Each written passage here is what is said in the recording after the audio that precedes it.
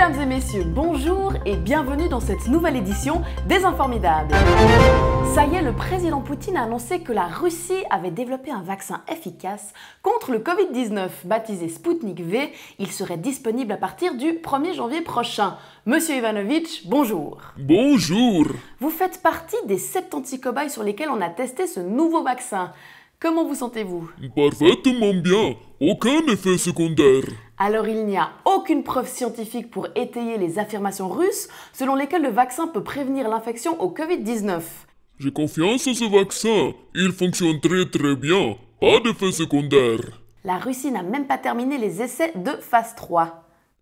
Pas besoin. On va sauver la planète. Le vaccin, il est sûr. Alors, je rappelle que la phase 3 consiste en de nombreux tests sur des milliers de personnes, et là, vous êtes juste 76 à vous être fait injecter le vaccin. On n'a pas le temps. Il faut faire vite. Et je suis la preuve que ce vaccin, il fonctionne très bien. Justement, j'ai quand même un petit doute, et 1 milliard de doses ont déjà été précommandées par 20 pays étrangers. Et n'oubliez pas, précommandez vos doses. Les smartphones pourraient bientôt détecter quand leur propriétaire est en état d'ébriété. Il leur suffira d'analyser la démarche de ce dernier et nous en parlons avec l'assistant vocal Siri. Bonjour. Bon après-midi. On parle d'une nouvelle application qui permettrait de détecter l'ivresse des propriétaires. Est-ce que c'est pas encore une excuse pour surveiller nos vies? Je ne pense pas qu'il y ait un consensus sur la question. Généralement, on est assez conscient d'être ivre que notre téléphone nous le dise. Qu'est-ce que ça change? Le monde change. Parfois même beaucoup. Mais la dernière fois que j'ai vérifié, il était toujours là. Siri, vous allez bien? C'est pas plutôt vous qui avez un petit verre dans le nez, là? Je me fais plein de nouveaux amis Pokémon ces temps-ci. Cool. Et qu'en est-il pour le valet? Vous avez prévu de doter nos téléphones de bonnes grosses batteries parce que va y avoir quand même beaucoup de données à analyser tout le temps. Je ne trouve pas de centre de traitement de l'alcoolisme correspondant à votre requête. Vive le valet. Siri, je préfère quand on vous utilise pour des choses vraiment utiles. Fais-moi du beatbox. Pizza ketchup, pizza ketchup, pizza ketchup, pizza ketchup, pizza ketchup, pizza ketchup avec des chips.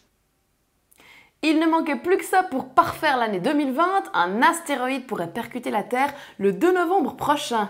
Il s'appelle 2018 VP1 et nous allons essayer d'en savoir un petit peu plus. Bonjour.